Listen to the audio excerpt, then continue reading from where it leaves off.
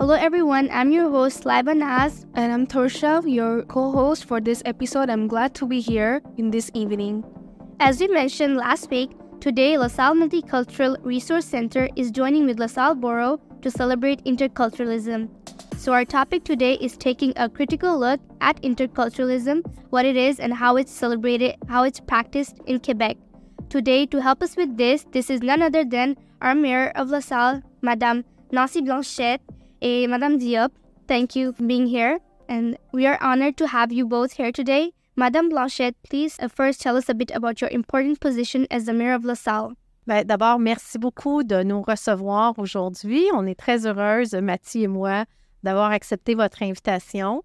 Alors, j'ai le privilège d'avoir été choisie par les citoyens de la salle pour agir à titre de mairesse, mais je ne suis pas la seule. En fait, toutes les décisions du conseil d'arrondissement sont prises par 7 personnes, donc j'ai la chance d'en être donc la mairesse, mais il y a 6 conseillers qui m'accompagnent pour la prise de chacune de nos décisions. Je vais laisser Mathie peut-être présenter le rôle qu'elle joue à l'arrondissement. Bonjour, donc moi, Mathie Diop, conseillère en planification à la direction de la culture, des sports, loisirs et du développement social à l'arrondissement de LaSalle et responsable du plan d'action inclusion et diversité culturelle à l'arrondissement depuis 5 ans. Alors, vous occupez un poste important qui comporte de nombreuses responsabilités. Alors, pour aller droit au but, Madame Blanchette, pouvez-vous expliquer l'interculturalisme signifie pour vous et quelle est la vision de l'interculturalisme pour notre société québécoise? Je vais me permettre de demander à Mathie, de laisser Mathie, en fait, répondre à la question. C'est une question très complexe et Mathie est une experte dans le domaine. Alors, Mathie va pouvoir répondre à la question beaucoup mieux que moi. Merci, Madame Blanchet. Alors, le modèle québécois d'interculturalisme se traduit par l'intégration et l'aménagement de la diversité. Il repose sur 2 piliers. Une culture commune et la diversité culturelle. Quand on parle de culture commune, elle se définit en fait par la langue française, donc les institutions publiques et notre histoire québécoise. Donc ça, c'est un des piliers de l'interculturalisme québécois. Et d'autre part, la diversité culturelle se définit par l'existence d'une pluralité de communautés culturelles au sein de la société québécoise. Donc cela inclut aussi les Premières Nations et la communauté anglophone, qui souhaitent faire reconnaître et perpétuer leurs cultures respectives. De plus, l'interculturalisme repose aussi sur la reconnaissance de la majorité francophone et des minorités, l'échange entre les communautés et le respect des droits et libertés fondamentaux. OK. Merci pour votre réponse. Mais voulez-vous ajouter quelque chose? Non, Mathie a répondu de façon très, très complète. Je n'oserais pas tenter de compléter sa réponse. Merci. Thank you for such a clear explanation of the concept of interculturalism. Vous avez vu notre mosaïque que les jeunes ont fait ensemble pour cette année, pour l'événement l'interculturalisme? On a hâte de le voir. En fait, Radira nous en a parlé dans l'invitation que vous allez réaliser une mosaïque. On a hâte de le voir. J'imagine qu'on aura l'occasion de le voir après l'enregistrement du podcast. Ouais, Bravo pour votre travail. Okay. For those of you who are not in our studio, we as youths came together to make an artistic form with all kinds of materials put together to form a nice design with the word intercultural.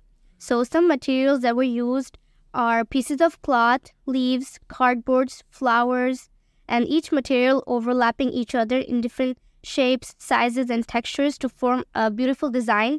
And it looks stunning. It's not only symbolic, but it's stunning too. We did this as a symbolism of interculturalism in which we feel that a society is made of different people coming from different backgrounds, wearing different clothing, having different textures of skins and hairs and origins.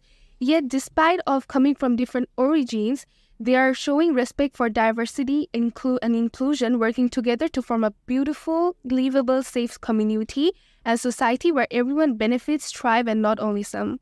Yeah. So like what you just described, Torsha, we believe that interculturalism describes communities in which there's deep understanding and respect for all cultures, having mutual exchange of ideas and cultural norms, and developing deep relationships. So the idea is that in an intercultural society, no one is left unchanged because we learn from one another and we grow together, having mutual respect and learning from each other. Oui, c'est qu'il y a une théorie, mais dans la pratique au Québec, nous ne vivons pas les choses de cette façon, surtout ceux d'entre nous qui viennent de minorités visibles. Nous sommes confrontés à la discrimination ou au racisme systématique tous les jours dans les écoles, au travail, dans les métros et dans la rue. En conduisant, nous sommes victimes de profilage racial. Nous n'avons pas les mêmes droits d'être enseignantes si nous portons hijab en tant que femmes musulmanes au Québec. Alors, où est l'interculturalisme ici? De plus, dans les écoles, les enseignants refusent de prendre temps et comprendre les enfants qui viennent d'immigrer et qu'ils vivent et les enfants sont rapidement envoyés dans les classes spéciales et ils n'apprennent pas rapidement le français. Où est dans la pratique de l'interculturalisme ici? Yes, I understand that we are not asking, I understand that we are not asking you as mayor to change the school system. Nous ne vous demandons pas de changer le système d'école, but we are telling you that our experience is what our experience is and the contradiction that exists in our society. You know, this reminds me of the author Edward Hall, who wrote a book titled Beyond Culture. He suggested that when true interculturalism exists in a society, then there is equity of social, political, and economic rights. But in reality, we don't see this in Quebec society because visible minorities people are overrepresented in low-paying jobs. There is no practice of employment equity, and fair representation in decision-making jobs is lacking. So we are racially profiled, denied access to culturally relevant services and jobs due to language we speak or religion we practice or the way we're dressed. So, you know, all of this sends a negative message to minority communities like myself, so that we and our needs are not important and that we just live on tolerance while it empowers the majority Quebecers to feel superior. Madame Blanchette, peut-être pourriez-vous mettre en perspective ces questions qui ne reflètent pas la véritable vision de l'interculturalisme au Québec? Écoute, je suis consciente qu'il y a des défis qui sont vécus par plusieurs de nos concitoyens, particulièrement ceux issus de la diversité culturelle ou des membres de minorités visibles. Je suis persuadée, par contre, que la société québécoise va dans le bon sens. Malheureusement, ce ne sera jamais assez vite à notre goût. Ce dont je suis certaine, par contre, c'est qu'à la salle, parce que c'est de la salle que moi je peux vous parler, oui, et non du Québec, c'est qu'à la salle, on est en avance sur beaucoup d'autres communautés du Québec en matière d'interculturalisme. On n'aspire pas à devenir une communauté interculturaliste. La salle est déjà une communauté interculturelle. Il reste évidemment beaucoup de travail à faire. Il faut faire évoluer les mentalités encore, mais moi, je pense qu'on doit être optimiste.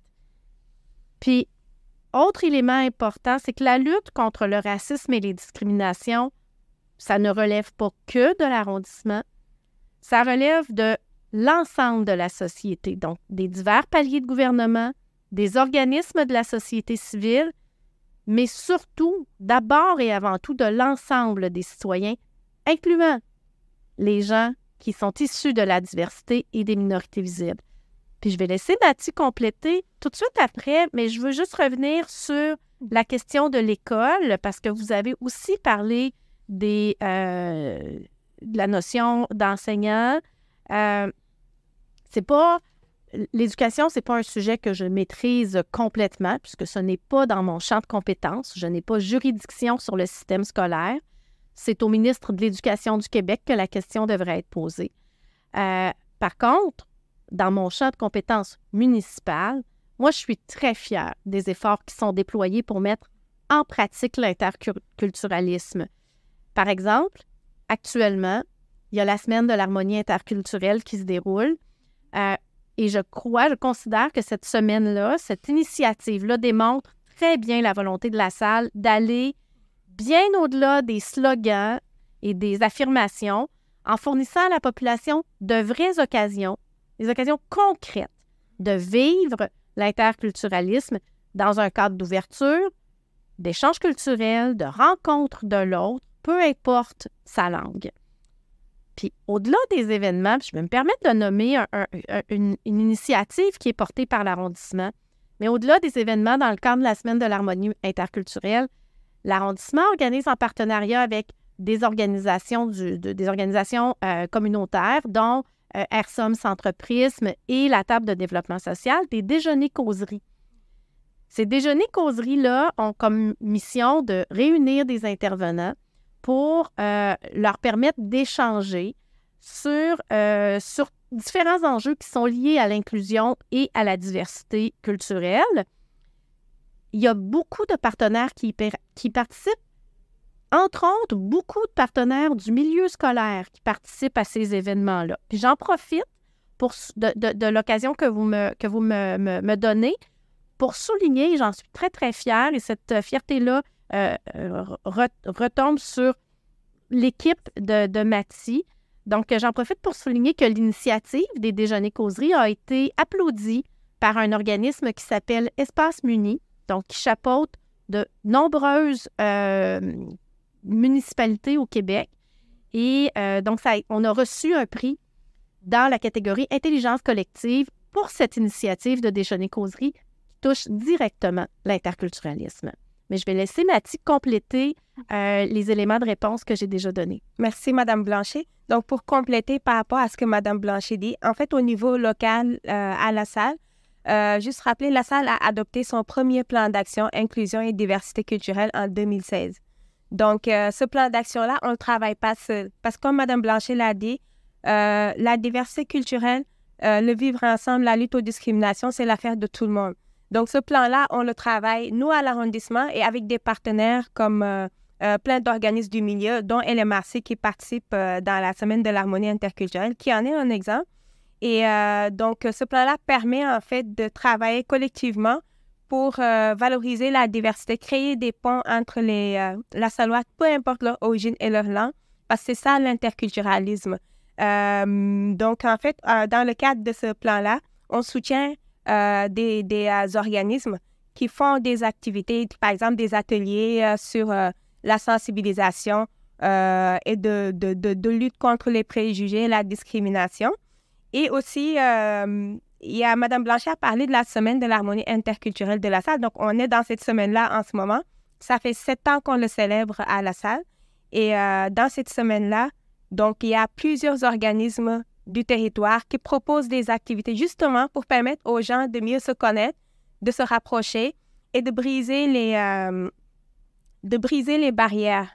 Parce que souvent, le racisme et les préjugés, ça vient beaucoup de la méconnaissance de l'autre. Donc, plus on apprend à côtoyer l'autre, à connaître l'autre, ça permet de briser ces barrières-là. Et c'est ça la beauté aussi de l'interculturalisme, c'est de permettre les échanges entre les citoyens tout en respectant cette diversité-là et la valoriser. Donc, il y a la Semaine de l'harmonie. D'ailleurs, j'en profite pour vous inviter le festival qui va avoir lieu samedi au parc Marie-Claire Kirkland-Casgrain. Et justement, ça c'est un autre beau exemple d'interculturalisme. Parce que souvent, dans des festivals interculturels ou multiculturels, donc, il y a souvent beaucoup de communautés qui sont invitées. Mais nous, on a voulu vraiment qu'il y ait des échanges. Et en fait, on l'a divisé par zone. Par exemple, dans la zone famille, on va avoir diverses communautés présentes à La Salle qui vont être là pour montrer les talents et les expressions culturelles ou culinaires de leur culture d'origine. Je peux citer aussi le mois de l'histoire des Noirs. Ça fait aussi 7 ans que La Salle célèbre. On est, je peux le dire, et on en est fiers, un des rares arrondissements à Montréal qui organise elle-même, qui mobilise ses partenaires pour organiser le mois d'histoire des Noirs. Donc, LMRC fait des activités, d'autres organismes aussi font des activités pour justement briser les barrières et aussi permettre de faire connaître en fait l'histoire et la contribution des communautés noires dans la société québécoise. Parce que tout ça, en fait, ça permet de casser les préjugés et lutter aussi contre les discriminations. Donc ça, c'est des exemples. Et si je peux donner un autre exemple aussi, même au niveau des communications de l'arrondissement, on essaie de faire que ce soit toutes nos communications, pratiquement toutes sont bilingues. On n'est pas un arrondissement bilingue légalement, mais on le fait dans un souci d'inclusion et de rejoindre tous les Lassallois, peu importe leur langue et leur origine.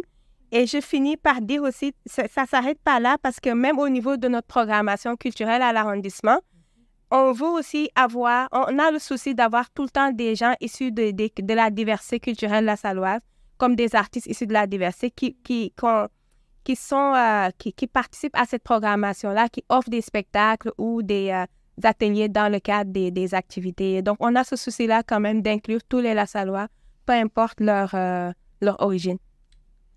Merci pour vos commentaires et il est bon de savoir que vous essayez d'apporter des changements et dans l'arrondissement de la salle, ce qui est vraiment nécessaire.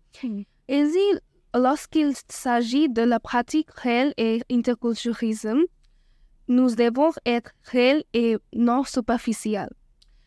Afin que tout le monde, comme les minorités visibles au Québec, puissent faire l'expérience d'une société démocratique ouverte où toutes les personnes de toutes origines peuvent participer activement et pleinement et sentir qu'ils font partie du Québec.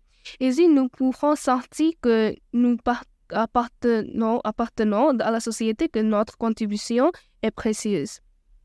Les Québécois doivent éliminer les obstacles systémiques qui entravent l'égalité véritable et en tant que maire occupé un poste décisionnel, vous êtes au bon endroit pour créer des changements importants. Ouais, t'as raison. Moi, j'ai lu un article intéressant de Raoul Varman de la Gazette de Montréal. Il affirme que le multiculturalisme dans un cadre bilingue au sein de la société canadienne démontre qu'il s'agit d'un pays inclusif car il reconnaît la diversité et égalise les différentes cultures pour former une société moins hiérarchique qui n'impose pas la domination d'une pratique ou d'une expression culturelle sur l'autre et qui en même temps nourrit les différences différentes cultures en protégeant les droits et le bien-être de chacun. Le modèle interculturel s'appuie fortement sur la centralité d'une culture dominante, telle que la culture québécoise. Donc, pouvez-vous commenter sur ça? Oui, bien, d'abord, c'est une opinion, mais c'est une opinion qui est valable comme toute autre opinion. Mais je vais laisser aux sociologues le soin d'analyser si effectivement le multiculturalisme canadien permet, comme l'affirme M. Varma, de former une société qui serait moins hiérarchique et qui n'imposerait pas une domination, comme il le dit, d'une pratique culturelle sur les autres. Je ne sais pas si je vais vous choquer ou vous faire sourire, mais je dois vous le dire. Moi, je suis Canadienne d'expression française qui est née au Québec et qui a toujours habité au Québec. Et lorsque je voyage dans les autres provinces du Canada, parce qu'on parle du multiculturalisme canadien, je suis obligée de dire que j'ai pas nécessairement l'impression que ma langue est sur un pied d'égalité avec l'anglais. Que l'anglais domine entièrement la société et la culture à l'extérieur du Québec. Alors, je vous l'ai dit, je ne sais pas si ça va vous faire sourire ou vous choquer, mais je vous le mentionne parce que ça demeure une opinion, ce que M. Varma affirme. Dans ce contexte-là, dans le fait que il y a toujours une culture qui domine celle de l'autre quand on agrandit le rayon. Hein? Moi, je reviens à l'optimisme dont j'ai fait preuve en début d'entrevue. Je préfère sincèrement me concentrer sur l'expérience d'harmonie interculturelle qu'on vit ici à la salle. D'abord parce que c'est sur celle-là que nous avons du pouvoir. J'ai très peu de pouvoir sur ce qui se passe ailleurs que dans ma communauté. Et je crois vraiment que l'ensemble de la population lassalloise, peu importe son origine, apporte sa contribution pour créer quelque chose de nouveau, quelque chose qui nous ressemble, nous, ici, à la salle. Je suis une femme qui est issue du milieu communautaire. Alors, je préfère toujours rassembler tout le monde autour d'un projet commun plutôt que de mettre les gens dans des cases ou les mettre en opposition. Je trouve qu'on gagne à être dans le positif et dans l'optimisme. Et c'est ce qu'on s'efforce avec l'équipe de Mathie, avec l'équipe politique, de faire au quotidien, à travers le plan d'action inclusion et diversité culturelle, mais à travers aussi toutes les actions qui sont réalisées au jour le jour dans notre arrondissement, entre nous, parce que l'interculturalisme, on le vit à l'intérieur même de la machine municipale. Il y a des employés qui viennent de partout sur Terre et qui ont un but commun. Là où on se rejoint, c'est qu'on travaille tous pour les citoyens de la salle. Alors, moi, je suis très, très fière de ce qui se passe. Donc, que ce soit à l'intérieur de l'arrondissement ou en relation avec les citoyens, il y a énormément de gestes au quotidien qui se posent pour faciliter le vivre ensemble. Et moi, si j'ai un message à passer, un souhait à exprimer, c'est que vraiment, on se concentre sur notre communauté parce que c'est ce que moi, j'ai choisi de représenter et c'est ça pourquoi on m'a élu. Je vais laisser Mathie compléter. Merci, Mme Blanchet. En fait, pour compléter ce que Mme Blanchet a dit, on le vit même au sein de l'appareil municipal, au sein des employés de l'arrondissement, parce qu'on a des employés de diverses origines ethnoculturelles dans toutes les directions de l'arrondissement. Et d'ailleurs, dans le cadre de cette semaine de l'harmonie interculturelle, on a organisé mercredi un dîner interculturel avec les employés de l'arrondissement, où on a voulu en fait mettre en lumière deux des principales cultures d'origine présentes à la salle, la culture chinoise et la culture maghrébine. Donc, toutes ces initiatives-là, on l'avait fait aussi avant la pandémie en 2019 avec la culture indienne. C'est vraiment ces initiatives-là pour permettre aux employés d'en savoir plus sur les origines de leurs concitoyens qu'ils côtoient au quotidien, la Salois. Et aussi, on forme nos employés. Il y a des formations disponibles pour l'ensemble des employés de la Ville de Montréal sur le racisme, la discrimination et sur les biais, comment dire, comment on dit ça encore? Les biais, sur les biais inconscients, voilà. Donc, il y a une panoplie de formations et à un moment, je peux vous le dire, nos gestionnaires nous imposaient de suivre ces formations-là. C'est comme obligatoire. Et on est fiers aussi, ça fait partie de mes fiertés aussi, on a à la salle un comité interne diversité et inclusion. Donc, il y a un représentant de chaque direction issu de la diversité. Quand je parle de diversité, ce n'est pas juste les personnes racisées, c'est aussi les personnes blanches et d'autres ethniques. Donc, ils font partie de ce comité-là pour travailler ensemble, comment rendre notre arrondissement davantage plus inclusif et représentatif de sa population. On sait que il y a un travail à faire, on en est conscient, mais on y arrive, on avance, on est optimiste, comme le dit Mme Blanchet. Et juste pour rebondir, pour finir, quand on parle d'interculturalisme, l'interculturalisme garantit aussi les droits et libertés fondamentaux des individus et aussi la lutte au racisme et aux discriminations. Et pour finir, juste rappeler aussi la spécificité québécoise. Quand on parle d'interculturalisme, parce qu'il y a différents modèles d'interculturalisme.